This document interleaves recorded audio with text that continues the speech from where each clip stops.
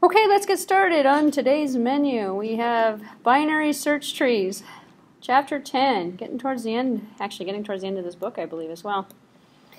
So last week we didn't have class, but last time we had lecture number 9, and lecture number 9 was on the tree concept. So we covered all the basic concepts, so hopefully you remember all those, and don't actually personally remember what was even in that lecture. But moving forward to binary search trees, I'm sure there'll be a little bit of repeat. So if I repeat myself, it's because I don't remember I said it last time. So the objective of this particular chapter is to get into the definition of the binary tree and the abstract data type structure and how it's implemented, demonstrating how the binary search tree can be used to solve problems, of course, and examining the various different binary search tree implementations using arrays and linked lists and all of the different ways that we can put this together. Because it's great to know about the concept, but it's also a little bit better to know about how to implement it and to use it. And again, I'm going to kind of brush through some of the examples that the textbook actually provides, and then next week, I don't have them with me this week, or otherwise I would be showing them this week, but next week I'll go through some source code examples on binary trees, and we'll go through my own, the ones that I like better, and then I have to put them up on the bhacker.com website. They're not there, which is why I can't get to them today. But I promise I will do that next week. So we have plenty of stuff to cover today. We'll go through the boring PowerPoints, and then next time we'll see the examples. So compare binary tree implementations across the board as well. So what is a binary search tree? A binary tree with the added property that each node, the left child is less than, the parent is less than or equal to the right child. So with the added property that for each node, so we only have 2 children on each node. We have a left and a right child. And the left child is less than the parent, is less than or equal to the right child. Well, that's kind of, I think it's really an awkwardly worded sentence, actually. But we have a left and a right child, and they're both childs of the same parent. And because there's 2, it makes it a binary. And if we search it, we usually go from the left to right, which is less than or equal to the right. So we have an order to this, going left to right on a child-parent relationship, with parent being 1, child being 2. So given this refinement of our earlier definition of the binary tree, we can now include additional operations to the tree. We'll take a look at the tree structure. I know that the slide set has a couple pictures coming up. Sometimes the pictures say a lot more than the text. The operations that we're looking at in the binary search, basically we have the similar types of operations that we have in all trees, but we can add on some new properties if we set some certain characteristics about the binary trees that make them unique or different from a regular tree structure. If we add this limitation with the left and the right child, we can add on things that are unique. And so the operations that get unique would be to add an element, because you can only add it to a certain spot. Removing elements, removing all occurrences, removing the minimum and the maximum, finding the minimum, finding the maximum. So these are operations that are kind of typical for all implementations of binary search trees. And in terms of the tree abstract data type as it's supported in the Java language, the binary search tree, which would extends the binary tree abstract data type. So the search tree is an extension on the regular tree, the binary tree itself, if you're going to use the built-in classes, abstract classes that are defined in the language. I'm going to skip, as I mentioned before, I'm going to kind of skip through these examples a little bit because I don't like them. So I'll come up with my own next week. And the UML description of the previous source code that I skipped through is looking at the binary search tree definition, which is going to have the get the root, get the string. These are common methods that you're going to do and iterate the order, the pre-order, the post-order, the level. We're using a binary search tree to essentially display the data elements for which we're going to perform a binary search on. And so it kind of lends itself hand in hand in terms of the data structure. So the data structure is the tree, the algorithm is the search. And so create a search tree, we optimize the searching of the data structure to make it more efficient. Instead of searching Because we could perform a binary search on anything. It doesn't actually need to be, it could be just a list of items. And I'm going to assume, because I've covered that concept already, we know what a binary search is. We could do that on any type of structure. If we do it on a binary search tree, the tree itself can be used for the search, which is the theory in terms of how we're implementing this. So in terms of the implementation details, we can implement the binary search tree with links. So we simply extend our definition of the linked binary tree to create a linked binary search tree. And this class will provide two constructors, one to create the empty tree and the other one to create one element on the binary tree. So if we extend the regular old class, we can create from the binary tree the binary search tree. And in terms of it with links, now we know more about the tree and how it's going to be used and the structure of the tree. It's possible to find a method to add an element to the tree. So in terms of adding an element to a tree, we're going to find the proper location for the given element and then add it there as a leaf. So there's a particular order that we're going to follow, and we're going to fix the code to implement the add functionality, to add it left to right and from parent to child, and follow the particular parameters that we have set out. So in terms of the add element, if it's not empty, we're at the root. So if it is empty, the root's going to be equal to temp. If we're not at the root, then we're going to look at the parent, and while the parent has elements, we're going to compare the left and the right element. And if the current left is equal to null, we're going to add a left, and then if not, we're going to add a right. So we add essentially from left to right.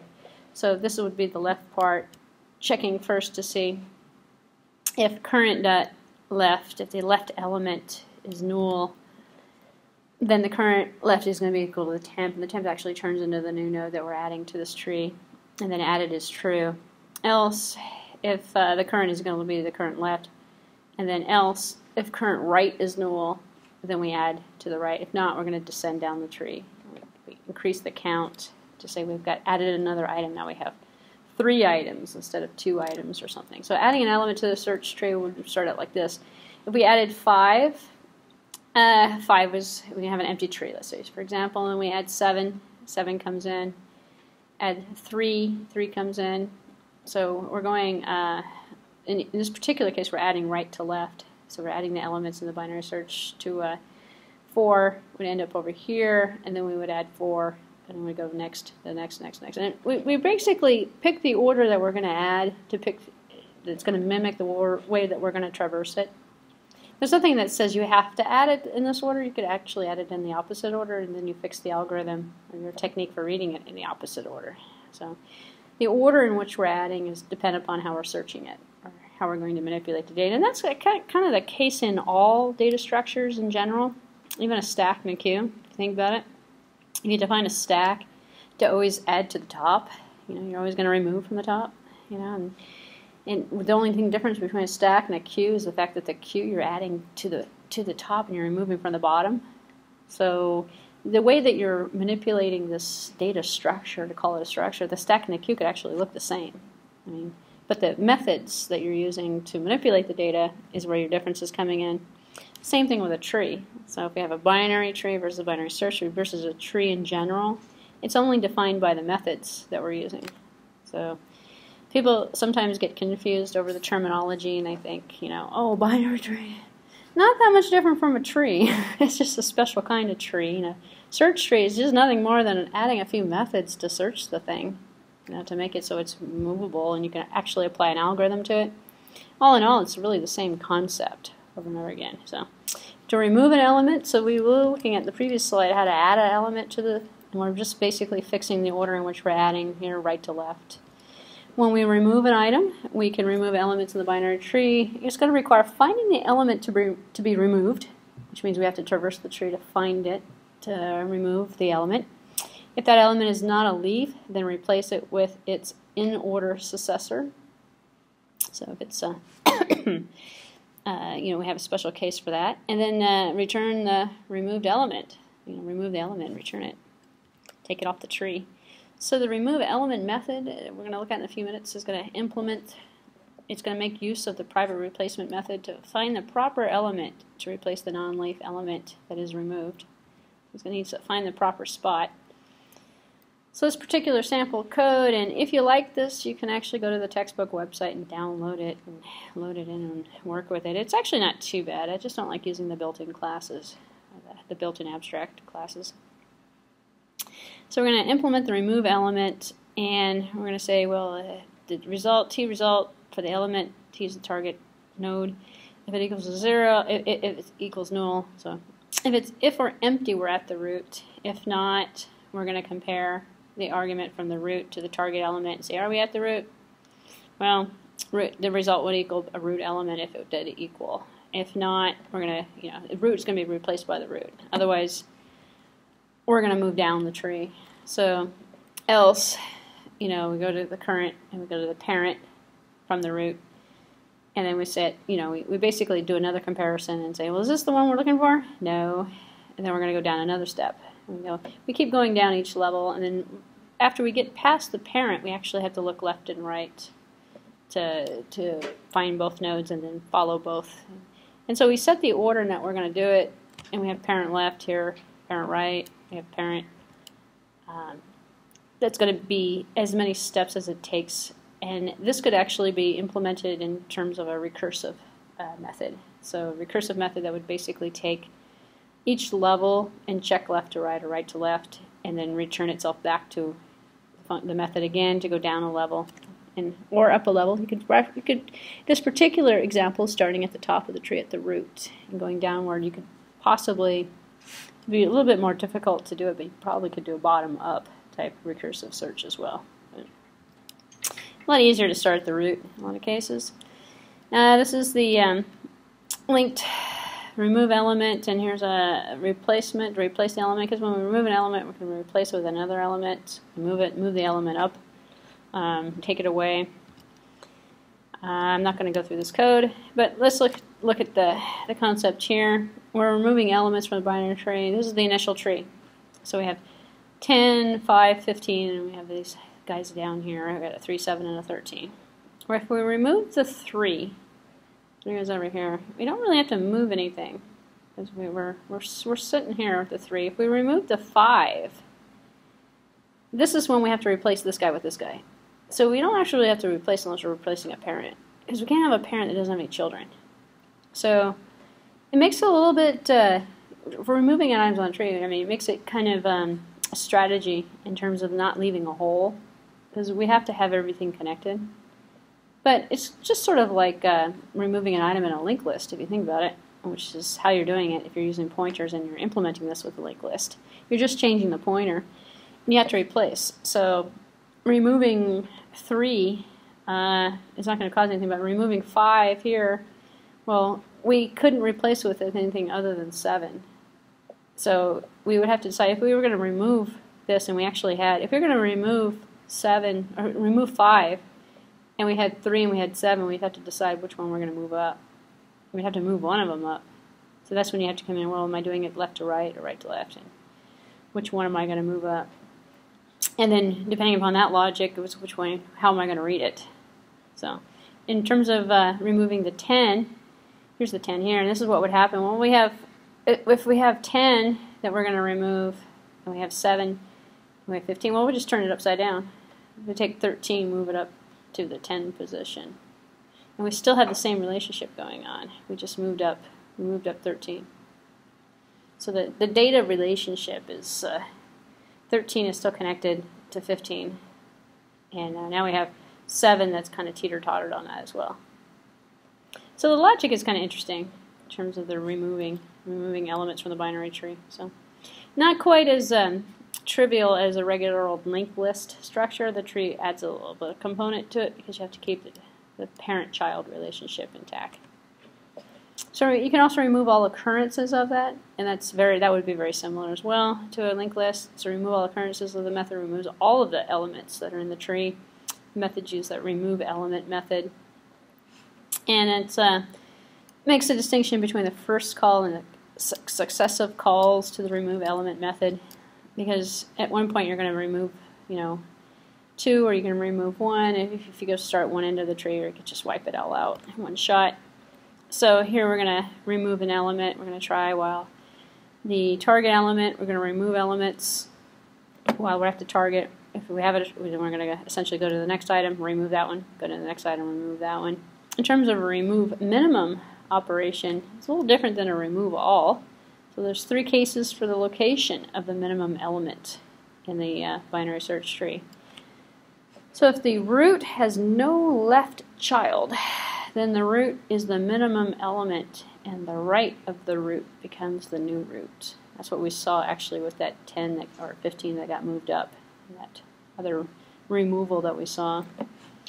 If the leftmost node of the tree is a leaf, then we set its parent left child reference to null.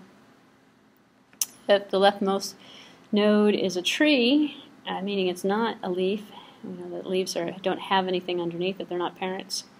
If the leftmost node of the tree is an internal node, then we set its parent left child reference to point to the right child of the node to be removed. So we follow through in the order, look at this boring source code that I'm going to skip through, and here's our example. So, removing the minimum elements from a binary tree. Okay, so we have our initial tree. This is the same tree we had before, actually, which is really nice. If we remove the minimum item here was 3. So we just took it out. That was a pretty easy one. If we remove the minimum item again, we had 7, and that was still, we had 7 moved down. I'm sorry, the minimum item here is 5. So if we took the minimum out of here, then 7 would have to move up to the 5 position. And then we would have 5 removed. So then we would end up with this remove minimum again. But you can kind of sort of see the logic how things would have to move up to fill in spaces as well, which is very similar to the remove an item versus remove a minimum. They're very similar, actually. You're just taking it from a different direction because you're finding the minimum item and then relocating other items in relationship with that. In terms of implementing the binary tree with arrays, these implementations we've seen before are very linked list type of formats. We could use a linked list, which would be more flexible, or we can use an array.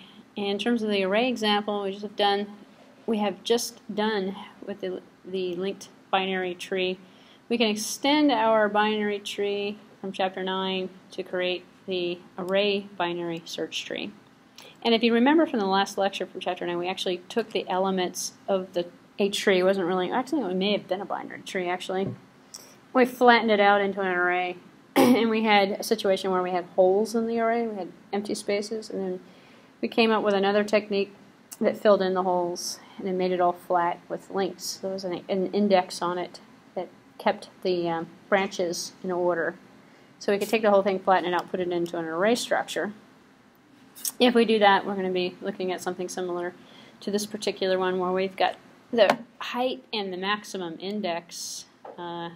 Somebody has to move to put the lights back on. Hold on. I'll move. There we go. Lights are back on. Sorry about that. The lights just went out. All right. That's because we're all too still. Nobody's moving. I think the timer's broken, actually, because it happened earlier today. Let's just take a look real quick here. If this is even trivial enough to look at, well, we're basically keeping track of the index and the height of the tree. We're flattening it out, and I'm not going to show you, I'm not going to go through the source code for this, but this is for adding an element, removing an element. We'll look at it next week in terms of the implementation of the array and also the linked list. I'll have one of each of the examples. So we can look at another example using a binary search tree to provide an efficient implementation of an ordered list. So we can use an ordered list we could actually use an array for an ordered list implementation. For simplicity, we're going to implement both the list abstract data type and the ordered list abstract data type in a binary list tree list class. So now we're going to see how we can take the binary tree, create an ordered list implementation, and these were the major functions or methods that we would have in terms of the class, common operations on the list, remove the first item, remove the last item, which are going to be different in an ordered list. Remove just removes a particular item from the list.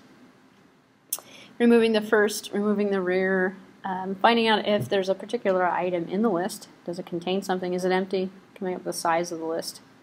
Also some common operations that are performed on a list. And operations are particular to an ordered list. The add is kind of unique because you have to add the order. You have to move around all the other elements in the list. So add adds an element to the list as well. So in terms of this class, if we were to implement it, we would have methods to add an element, remove the element, remove the first element, remove the second element. That would remove minimum. And we would actually build this class in a hierarchy on top of a list, on top of a binary search list, search tree.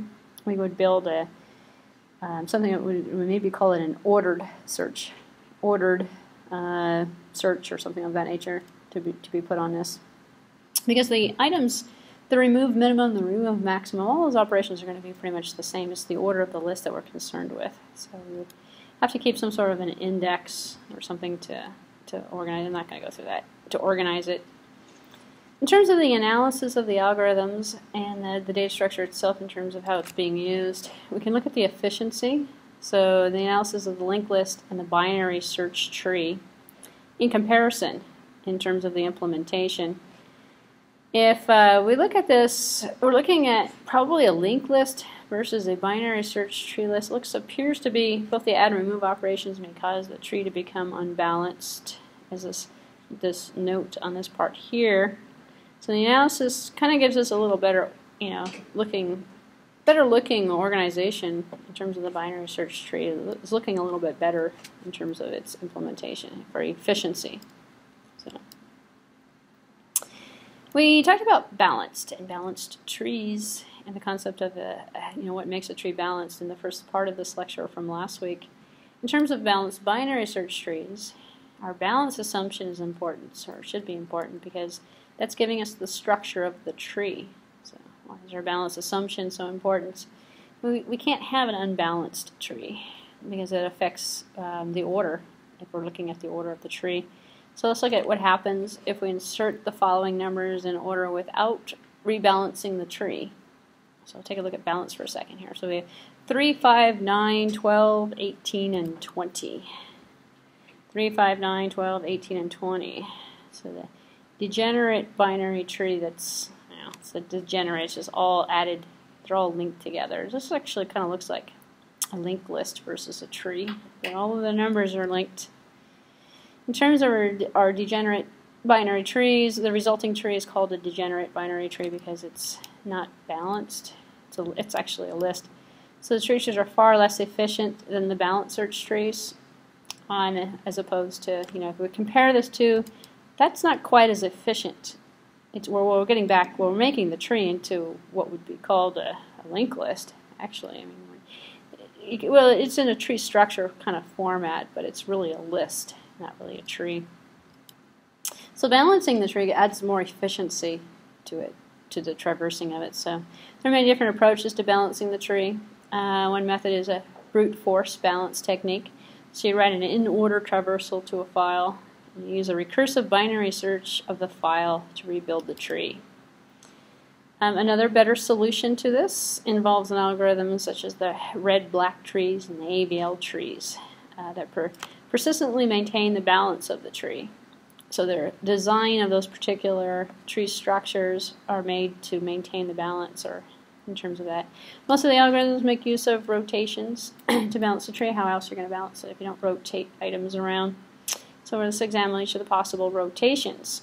So, we have 3. Well, actually, we have 4. We could rotate up, down, left, or right, if you think about it. So the right rotation will solve an imbalance if it is caused by a long path. So we have a long path in the left subpart of the tree, or left subtree of the child, left child of the root.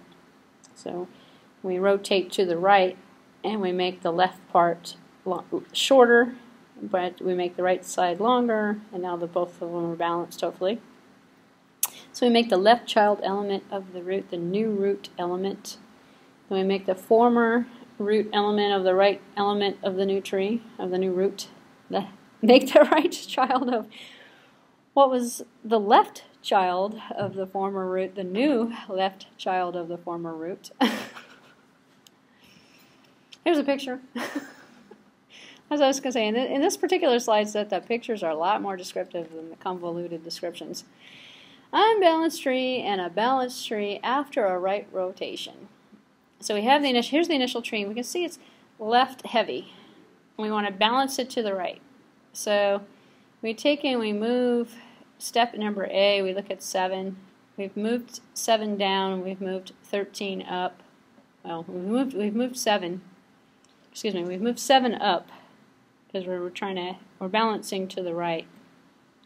So we move to the right, and then we have step B, where we get 5, 13, and 3, 15, 10. After the move, we've connected the 13, and then we have the 10 that moved up to the 13 slot to be next to the 15th. And going back to the definition of being balanced, we are balanced if all of the leaf nodes are at the same level. We have 1, 2, 3 levels. So we use the technique of going to the right, rotating to the right in this particular balance to make this tree balanced in a particular order. So it's basically controlling the shift order. We can do the opposite and do a left rotation, as you might imagine is the exact opposite of this. Left rotation will solve an unbalanced problem if it causes by a long path on the right. So the right subpart of the right child of the root. So we make the right child element of the root the new root element. So this one took the left child element, the new root element, which is the left child. So in this other case, we would make the right child. So, excuse me, the right child. Okay, let's just go back. Make the former root element the left child element of the new root. Make the left child of what was the right child of the former root element, the new child. Okay, I'm not reading that. Let's just go here. So, unbalanced right here. We're going to do the opposite. We're going to go a left rotation instead of a right rotation. So, here we have the right part of the tree that's unbalanced, and the idea is to rotate to the left to get it balanced. So, we're going to move the right element 10 up to the root. So 10 is now the root. 13 is going to come up. 5 is going to be connected. And so then we have to go down a level and fix this problem of this disconnect that occurred when we moved when we moved 10 up. We moved 10 up, we left 13 hanging. Move 13 up, we left 7 hanging. 7 is going to attach to well, it actually could attach, but we're going left instead of right. So it's going to go to the left node, and 7 is going to attach over to here. And then we're going to end up with everything at the same level. So we take the end, in theory, whether we go right or left, we take the end that's the longest, and we move in the opposite direction, starting with the root node and replacing the root node with one of the elements. So we've shifted up and then over, which is the exact opposite of what we did in the other case. So we could do a right-left rotation instead of doing a complete left or a complete right. So the right-left rotation will solve an imbalance if it is caused by a long path in the left subtree of the right child of the root. So this is performing a right rotation of the left child of the right child of the root. It's like she sells shit. I can't even say that. Let me see if I can say this. Perform a right rotation of the left child of the right child of the root around the right child of the root, and then perform a left rotation of the resulting right child on the... Let's just look at the example. The right-left rotation. Alright, so here we have the initial tree. We're balanced this way, but we're not really balanced, but this is kind of unusual because if this guy were over here, we would just do a left. We would just do a left, or yes, a left rotation. But instead we're going to do a combination of a left-right because we are heavy and then we're off-balanced to the left. So with a right rotation, we're focusing down here, by the way, instead of doing it at the top, because this part is actually good. This part of the tree is looking okay so far. So here we take the 10, move it up, the 13 comes down, the 7 goes up into the 10 position, and then now we're just going to have to get rid of this guy. So this guy is going to come up, the 13 is going to come up, 7 is going to go over, 3 is going to go over, 10's going to, 5's going to end up here, 10's going to come up here. So we're doing a combination of movement to the right and then a left rotation of the tree. If I said that correctly. And then we end up with the balanced tree at the end. So it's kind of a two-step. We could do actually one step without the other. So, but we're combining it because we have this, it kind of comes down here, but then we got this kind of odd thing going on here. So if this one was already over here, we would have a balanced tree actually. So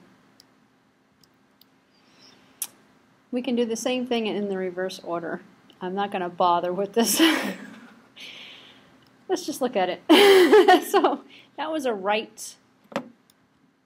We had a right-left. Now we're going to do a left-right rotation. So here's our initial tree.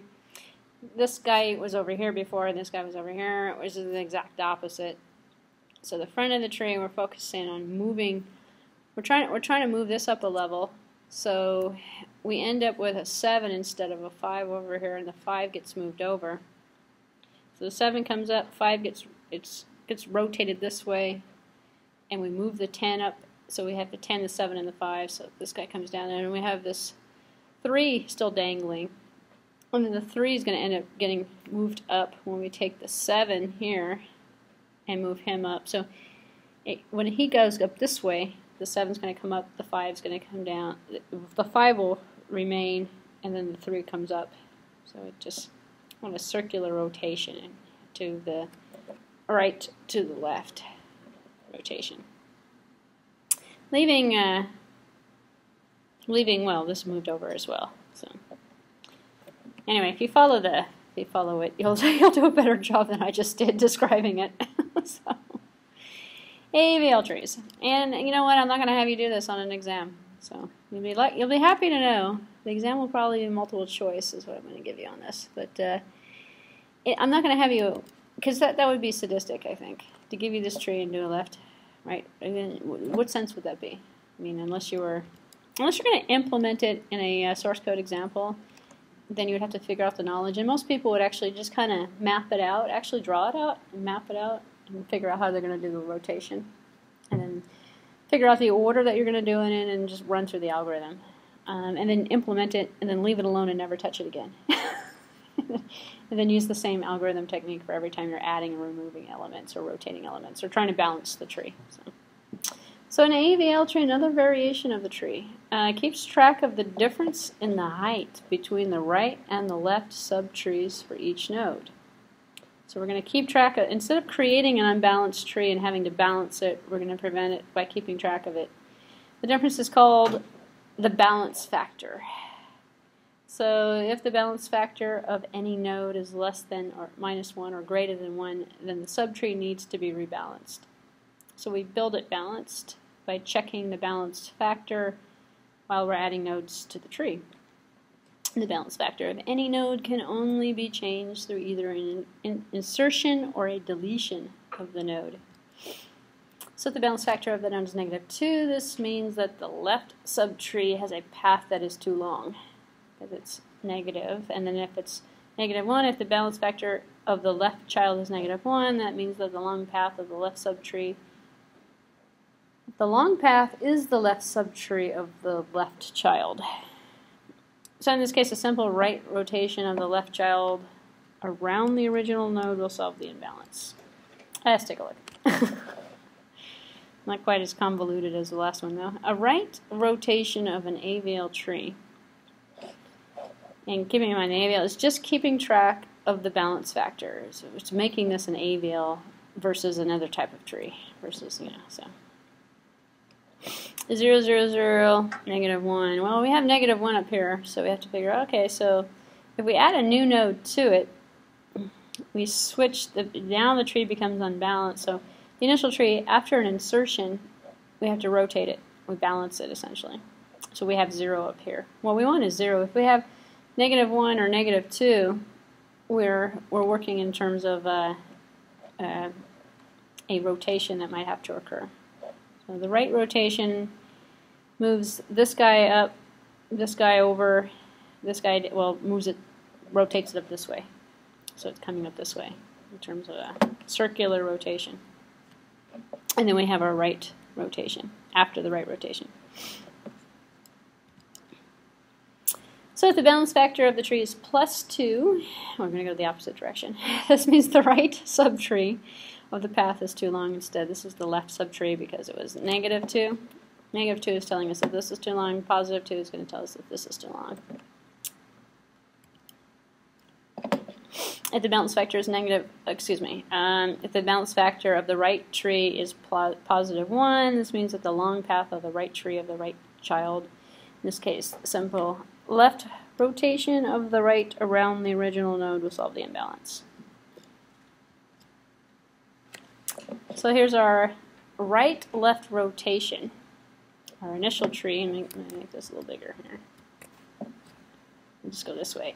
Our initial tree looks like this. After the rotation, and we're now +2, which means the node to be removed. This node got removed. Now we're right heavy. So this guy's going to be rotated up. So we're going to do a right. Where's our 11? Our 11's on the bottom, our 17's on the right. So our 11 moves over, and our 13 moved up, and our 17 moved down. And then the left rotation solves this. So we're basically rotating it into a right. We're rotating it into another unbalanced state that can be balanced by another technique, by doing a left rotation. So we do a right rotation and then a left rotation, and it creates the balance in the end. So it gives us 0.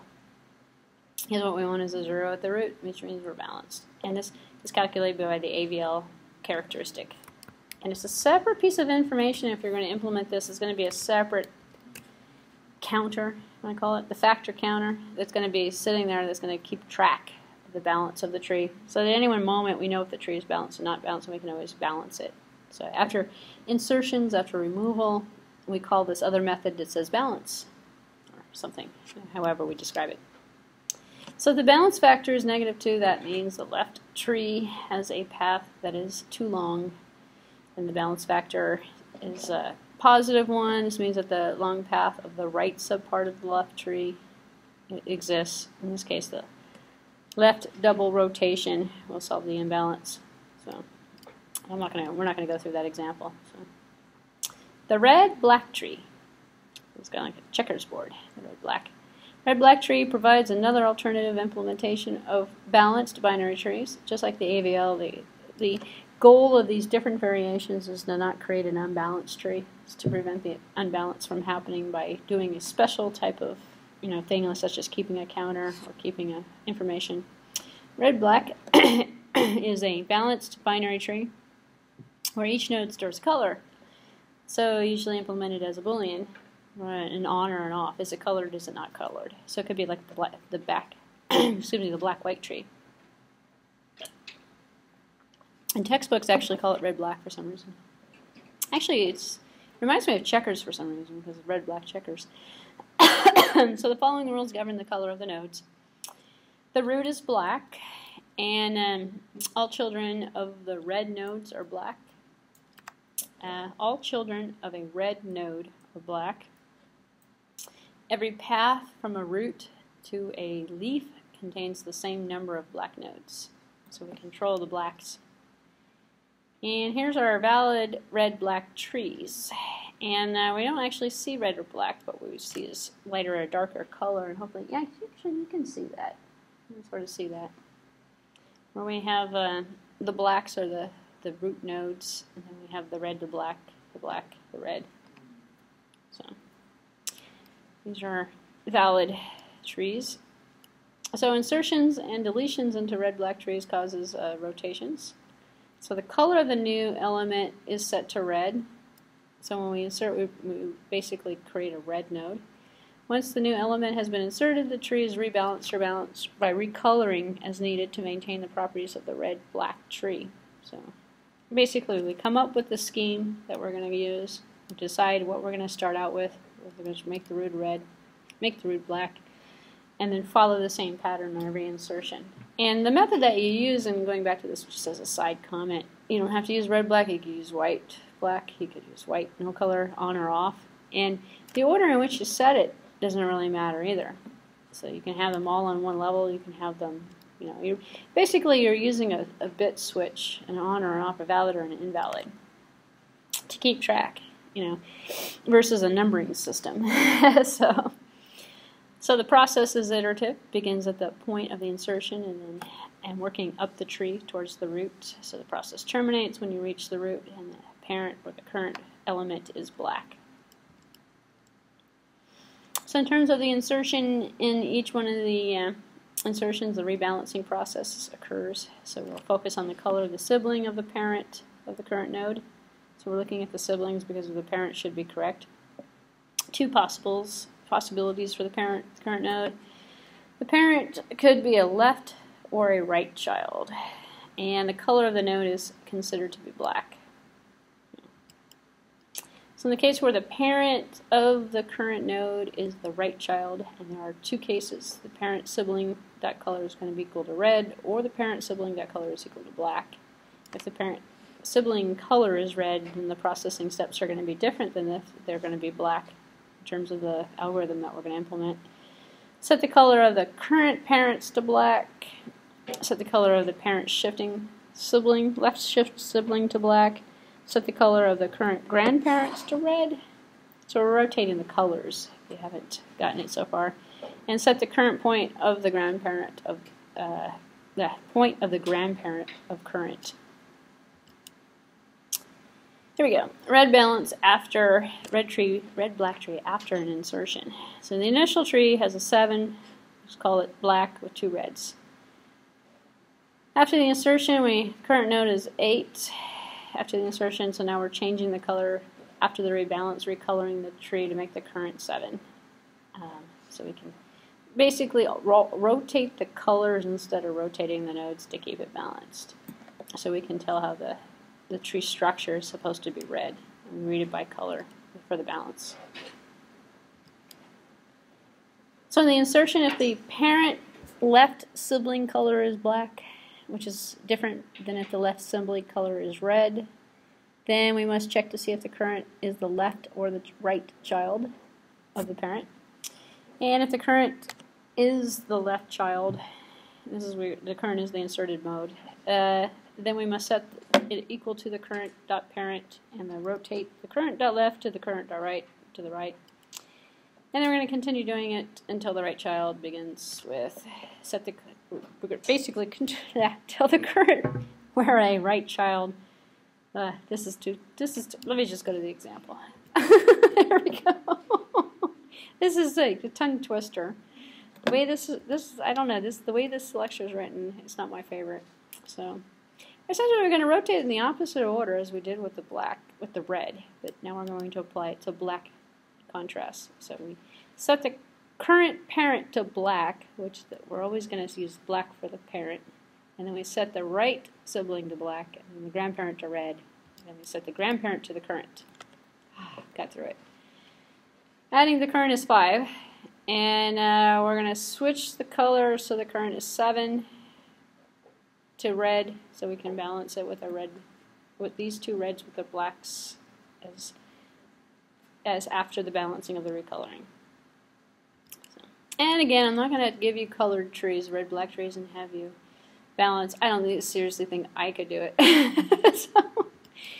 But the concept, oh no, we're not doing this again either. The concept essentially being given, and you're not going to memorize this either, and you're not going to know how to do it until you actually implement it. And what you're doing, in the nutshell, is using colors to code the positions to balance the trees. And given an insertion and given a deletion of a particular current node, you're going to rotate the colors that are assigned to each one of the nodes.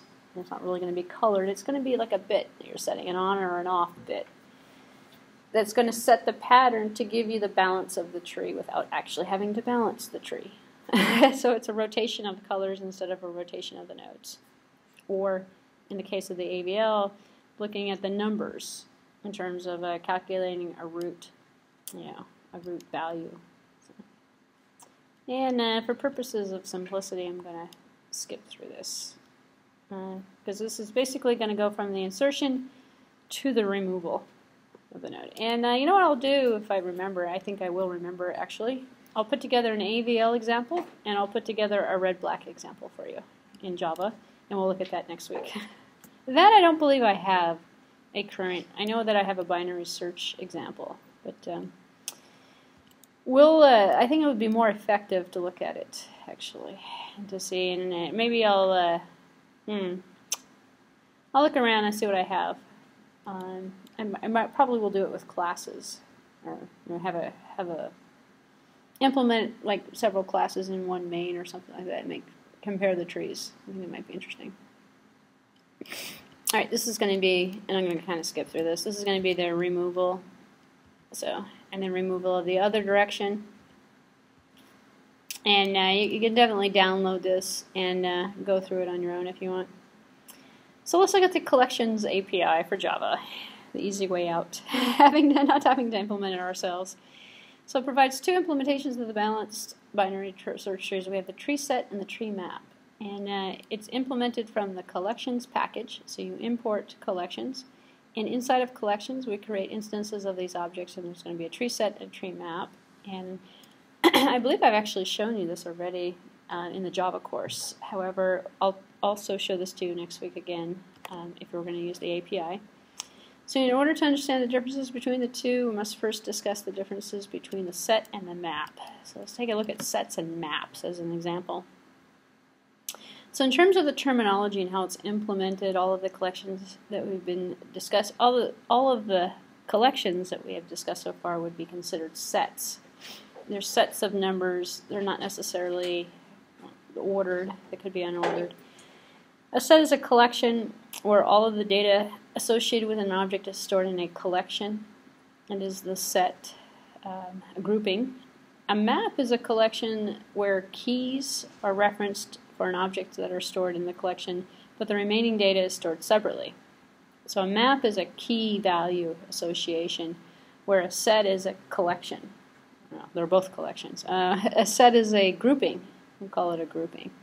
So we have the set of all students in here. And then we could have a map, which would be all the courses with all of the students, which would mean each student would have a list of courses that was mapped associated with you that would put you into different sets, which is kind of the differences between a set and a map.